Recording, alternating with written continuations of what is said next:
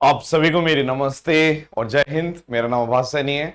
Verbal math bye आभास सैनी में आप सभी का स्वागत है। बहुत ही बेहतरीन क्वेश्चन लेकर आया हूं मैं। पहला क्वेश्चन पहले आप खुद अटेम्प्ट करो, फिर दूसरा क्वेश्चन दोनों अटेम्प्ट करो, ठीक है।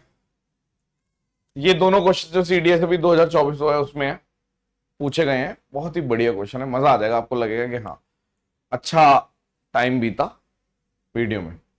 सवाल है, तीन आइडेंटिकल कोन्स हैं जिन सबका जो बेस है वो 3 सेंटीमीटर है। रेडियस मतलब जो बेस होता है वो किससे माना जाता है? रेडियस से। उसकी रेडियस 3 सेंटीमीटर।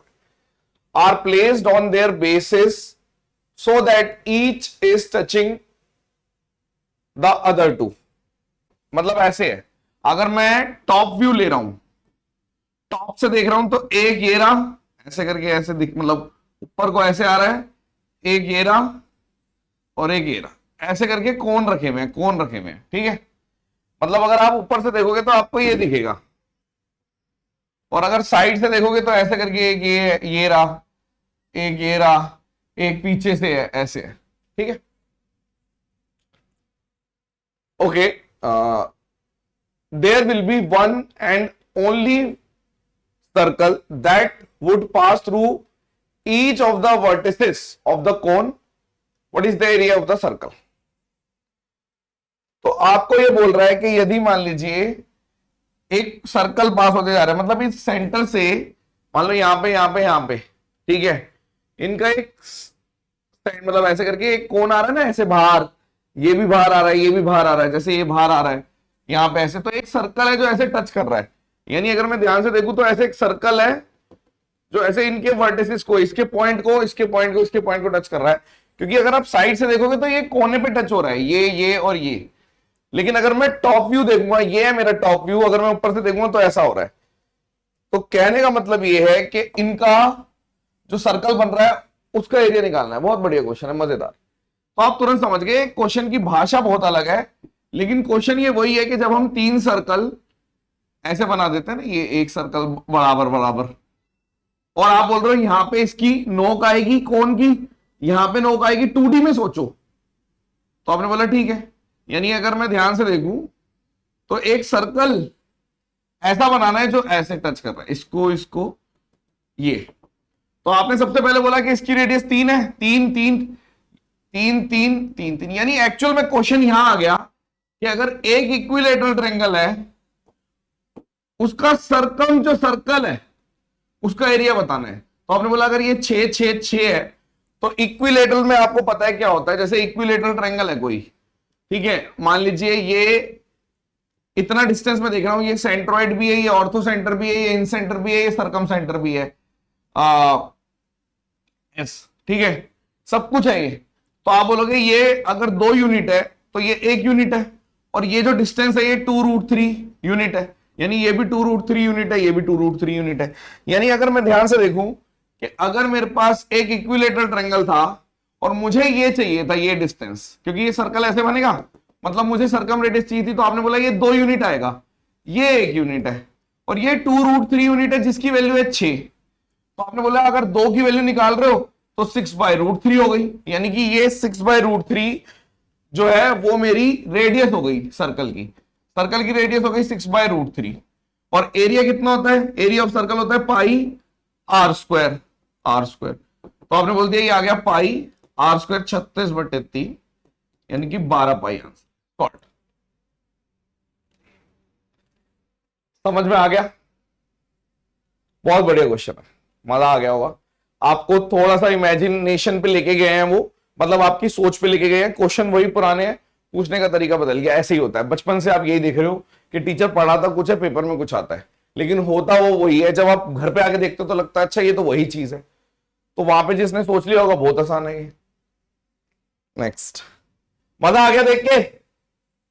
एक और क्वेश्चन। अब मैं आया हूं तो यार बढ़िया क्वेश्चन ही कराऊंगा। देखो मेरा टारगेट क्या रहता है, देखो सीधी सी बात है, 2 तरीके के टीचर होते हैं। टीचर्स डे पे मैं आपको बता देता हूं।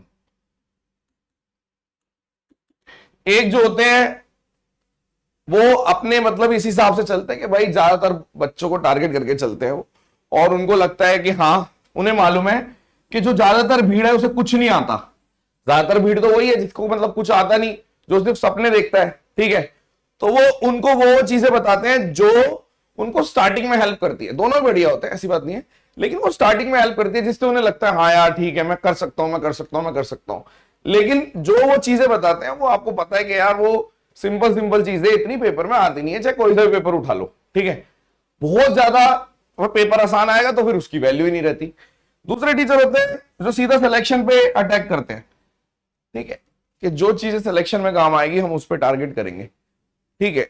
अब इसमें क्या होता है, भीड़ थोड़ी कम होती है लेकिन मजा यही है, ठीक है। यहां भी मजा होता होगा, पता नहीं अब कैसा है, लेकिन ये सारे बच्चे जो फिल्टर होते हैं, मतलब छन्नी लगी हुई है, यहां से फिल्टर होकर यहां चले जाते हैं, ठीक है। Next, the section of solid right circular cone by a plane containing vertex and perpendicular to the base is an equilateral triangle। यानी वो बोल रहे हैं एक सर्कुलर कोन है ऐसे, ये ठीक है। तो ये बोल रहे हैं जो अगर मैं इसका मतलब एक पर्टिकुलर प्लेन एक फ्रेम में देखूं, मतलब एक 2D में देखूं, तो इसके अंदर क्या आ रहा है, एक इक्विलेटरल ट्रायंगल छुपा हुआ है। मतलब कि अगर मैं ऐसे देख रहा हूं, जैसे ये मेरा ये है, तो मैं अगर ध्यान से देखूं तो ये एक इक्विलेटरल ट्रायंगल छुपा हुआ है, ये रहा, ये एक इक्विलेटरल ट्रायंगल छुपा हुआ है जिसका जो साइड है वो 14 है। मतलब ये 14 14 14, और अगर मैं इसको प्लेन में ले गया, 2D में ले गया, तो ये 14 14 14। हमें पता है कि इक्विलेटरल ट्रायंगल क्या होता है, हाइट भी यही होती है, मीडियन भी यही होता है, एंगल बाइसेक्टर भी यही होता है, परपेंडिकुलर बाइसेक्टर भी यही होता है, सेम होता है इक्विलेटरल में। तो ये 7 आ गया, ये भी 7 आ गया, ठीक है। अब इसने बोला कि जो ये कोन है इसका वॉल्यूम बताना है। वॉल्यूम वॉल्यूम क्या होता है कोन का, 1/3 पाई आर स्क्वायर एच। तो आपने बोल दिया यार 1/3 भी आ गया, पाई भी आ गया, आर मतलब ये 7 है तो 7 का स्क्वायर भी आ गया। हाइट नहीं पता, तो मैंने बोला कोई बात नहीं, इन्होंने बता रखा है आपको कि हाइट भी निकल जाएगी 2D में लेके जाओगे तो। यानी अगर एक 2D शेप है जिसमें राइट एंगल ट्रायंगल है, ठीक है, राइट एंगल ट्रायंगल में जैसे मैं लेके गया ये 7 है, ये 14 है, तो मैं ऐसे भी तो कह सकता हूं कि 1 और 2 का रेशियो है, ये 1 है, ये 2 है, तो ये √3 हो गया भाई। 1 2 √3, पाइथागोरस से √3 हो गया, तो यानी कि जो हाइट आ गई वो 7√3 आ गई। तो जैसे आपने बोल दिया यहां पे 7√3 आ गया, तो आपने बोल दिया ठीक है यार बात तो बन गई। यानी कि क्या अर्थ हो गया इस बात का कि पाई, चलो पूरा ही खोलना पड़ेगा मेरे को लग रहा है, अगर पाई की फॉर्म में नहीं लिखा हुआ, तो आपने बोल दिया 1/3 22/7 7 × 7 × 7√3 ऐसे है, ठीक है। तो 7 से 7 काट दिया, तो आपने बोल दिया अगर आप यहां पे देख रहे हो तो नीचे √3 भी आ जाएगा ये वाला, और मुझे पता चल गया ऊपर आ गया 22 × 49/√3। तो आपने बोल दिया अगर इसको और करोगे 2 × 11 कर दोगे तो यहां पर आपका 98 × 2 98 × 11/√3। तो आप इसको 11 से मल्टीप्लाई करोगे 8 ही आ गया, 8 और 9 17 01078/√3, ये वाला आंसर डिवाइडेड बाय आएगा। ये ध्यान रखना, मार्क करते टाइम ध्यान रखना है। एक वीडियो है जो मैं दूंगा आपको, बना रखी है मैंने, वो अभी भी देख सकते हो, एकदम ध्यान आया मुझे, जिसमें ये लिखा हुआ है सिली मिस्टेक को कैसे अवॉइड करना है। मैंने ना सिली मिस्टेक अवॉइड करने का कोई तरीका नहीं होता, सब सिली मिस्टेक करते हैं, हम भी करते हैं, मैं तो बहुत करता हूं सिली मिस्टेक। लेकिन सिली मिस्टेक अवॉइड करने का एक तरीका है कि आप लिस्ट बना लो कि ये सिली मिस्टेक होती है, और पेपर से पहले वो देख के जाओ कि अच्छा ये सिली मिस्टेक होती है, इन सिली मिस्टेक से बचना है। तो मैंने एक वीडियो बना रखी है जिसके अंदर सिली मिस्टेक कैसे अवॉइड करनी है, वो जरूर देख लेना। तो आई होप ये दोनों क्वेश्चन आपको समझ में आ गए होंगे। दूसरे क्वेश्चन में क्या है कि एक कोन को इक्विलेटरल की शेप में ले गए और सॉल्व कर लिया। ये वाला क्वेश्चन मेरे को बहुत बढ़िया लगा, थोड़ा सा इमेजिनेशन पे लेकर गए थे। दूसरा वाला क्वेश्चन भी अच्छा है तभी डाला हुआ है, ठीक है। और thank you so much for lovely wishes for teachers day. चलिए, thank you so much, session dismissed.